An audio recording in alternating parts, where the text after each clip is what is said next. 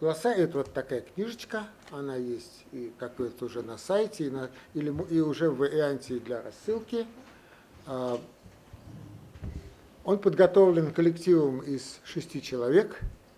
2 человека из Института глобального климата и экологии Российской академии наук Росгидромета, один из которых ведущий автор IPCC, 2 человека из ВВФ, я и Анастасия Мазнева, которая, кстати, как минимум наполовину своей работы его будет связана с Центральноазиатской программой, наполовину с российской, и 2 человека, Анна Кириленко и Владимир Коротенко из Кыргызстана. Чуть-чуть раньше, буквально на 2 месяца раньше, был подготовлен вот такой глоссарий с эмблемой Института глобального климата и экологии, где авторов 4, без киргизских участников, и напечатан крупным шрифтом.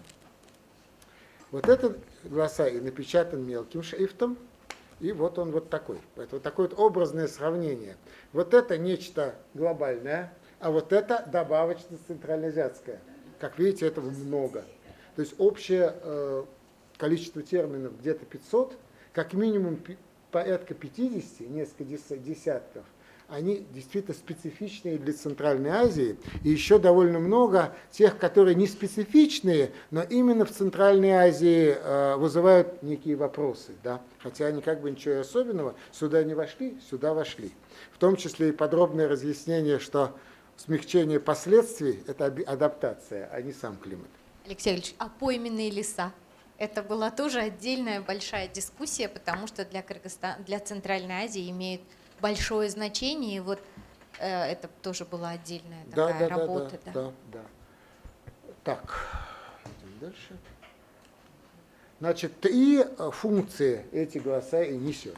Во-первых, особенности употребления терминов в РКИКОН. То есть они настолько особенные, что их можно только запомнить, их нельзя логически, как бы, так сказать, откуда-то вытащить или и понять, да? Но их надо запомнить. Вот я взял пример, просто 4 примера, можно набрать таких 44, если не 144.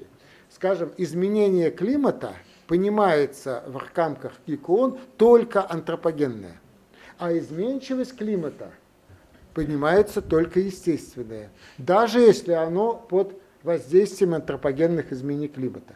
Скажем, течение Эль-Нинья в Тихом океане, огромное явление, оно тоже под воздействием антропогенным, но оно естественное, так? И его усиление под антропогенным воздействием, да, но все равно оно называется изменчивостью, то есть изменение и изменчивость.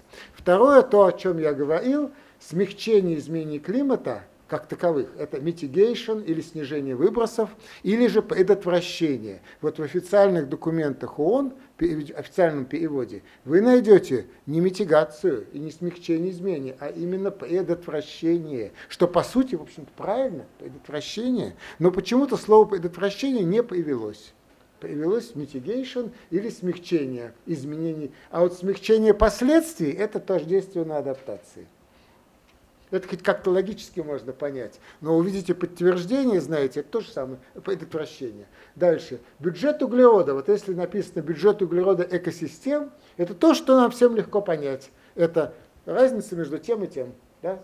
Поток СО2 туда, там, продуктивностью, дыханием. Да? А вот углеродный бюджет – это строго только суммарные за определенное время антропогенные выбросы парниковых газов. И больше ничего. Так. Еще одна, так сказать, абракадабра. Тут есть, вы знаете, наверное, что действие любого парникового газа, антропогенного в частности, водяной пар несколько сложнее, но он, безусловно, учитывается, это очевидно. Вот, это главный парниковый газ, но человек его не создает непосредственно. Понятно, когда потеплело, то испарение больше, водяного пара больше, облаков больше. Это все вшито в сам парниковый эффект. Об этом речь не идет. Речь идет о СО2, метане, закиси азота, всяких сложных химических соединениях. Так вот, это можно пересчитать, сколько тонна метана или тонна N2O в эквиваленте СО2. Через некий коэффициент. Этот коэффициент называется либо потенциал глобального потепления, либо потенциал глобальной температуры. чем разница между этой абракадаброй? В первом случае имеется в виду эффект в течение 100 лет, или какого-то другого периода, обычно 100 лет. А во втором случае через 100 лет, на 100-й год после выброса. Разница, конечно, очень большая. Иногда всякие государственные люди в России, где выбросов метана много, говорят, какие тут 30 или 80, это левая часть, 30. Это 4. Они просто путают первое со вторым. Вот и все. Функция вторая глоссария – это пояснение сложных вопросов, которые, в принципе, и так как-то вот можно уяснить, да, но надо их пояснить обязательно. Например, биотический насос.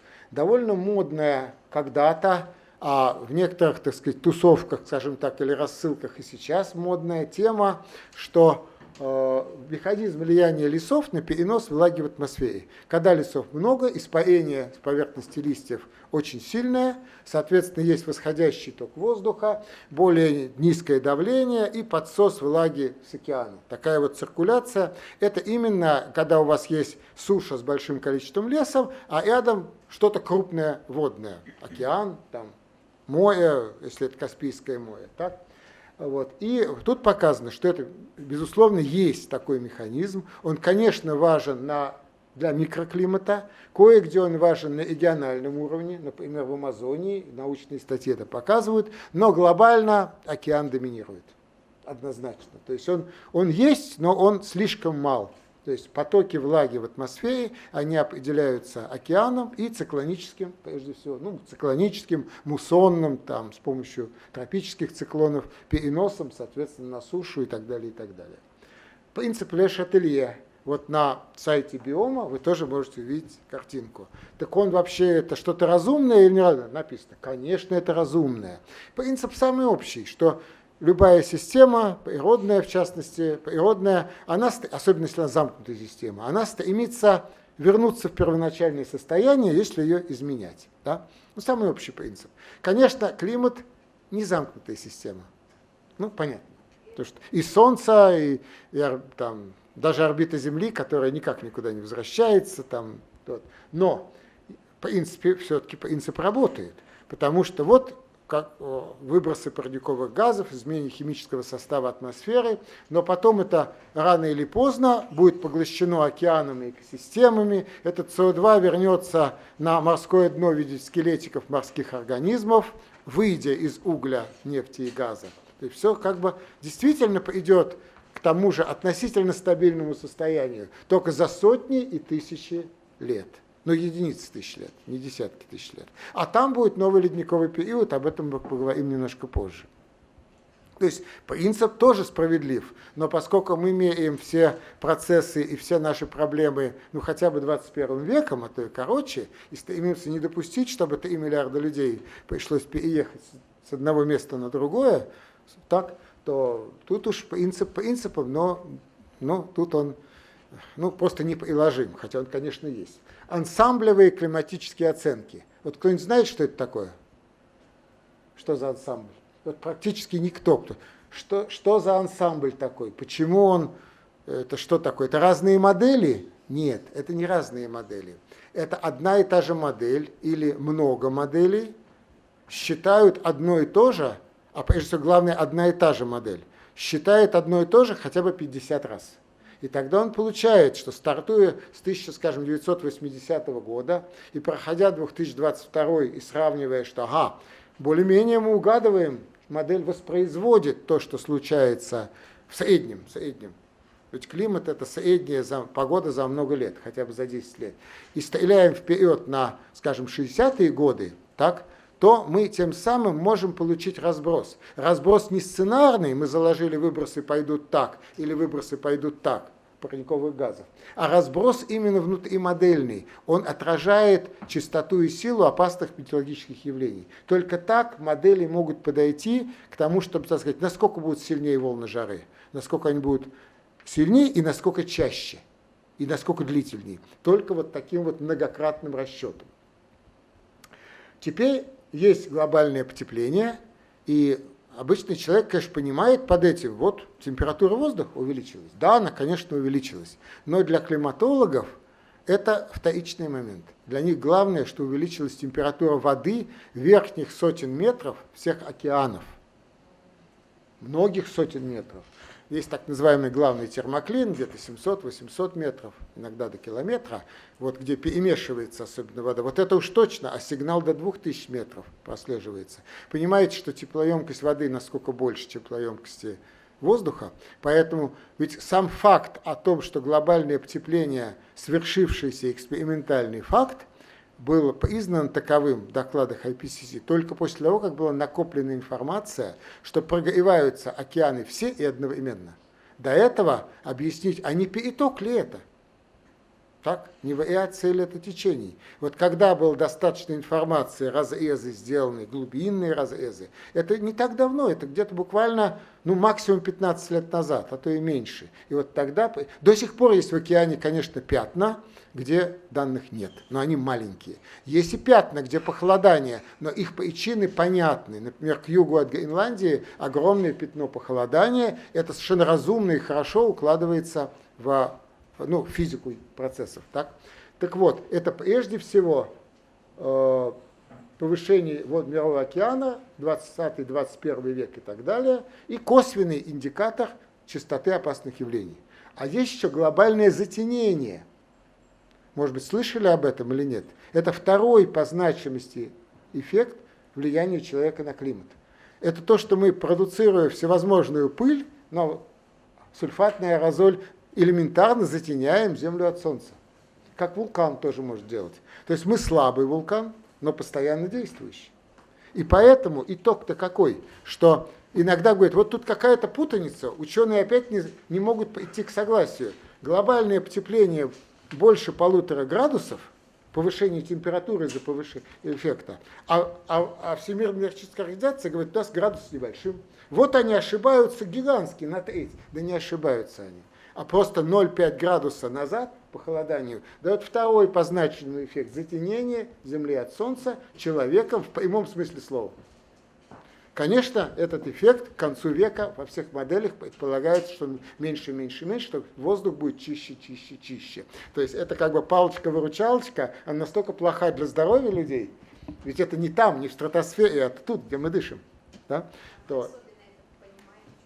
Да. Ну и потеря и ущерб. Я уже об этом говорил. То есть нормальному человеку понять, что потеря и ущерб это только те потери, которые нельзя предотвратить, если подъем уровня Мирового океана или ледники, да, вот это и написано, и, так сказать, такая терминология. Если это то, что вы можете предотвратить, например, весенний паводок, дальше воды нет. Но вы можете построить водохранилище, там, все что угодно, перейти на другой, масса всего. А ледник, вы не можете остановить его сокращение. И третья функция гласария, надеюсь, тоже очень. Там все термины на английском языке в конце собраны в нечто типа словарика. Это значит, что если вы, скажем, знаете carbon credits, что это такое? На 57-й странице там написано, что это вообще-то никакие не кредиты и не займы, а это просто углеродные единицы, так называются, и не более того. В некоторых случаях два русских названия на одно и то же английское. Так скажем, carbon budget – это будет и бюджет углерода, и бюджет углерода экосистем. Одно и то же. Путаница получается чрезвычайная. Поэтому я думаю, что вот такой вот микрословарик, там все-таки 500 наименований. Это, в общем, очень вещь полезная. Все, что я хотел сказать про глоссарий.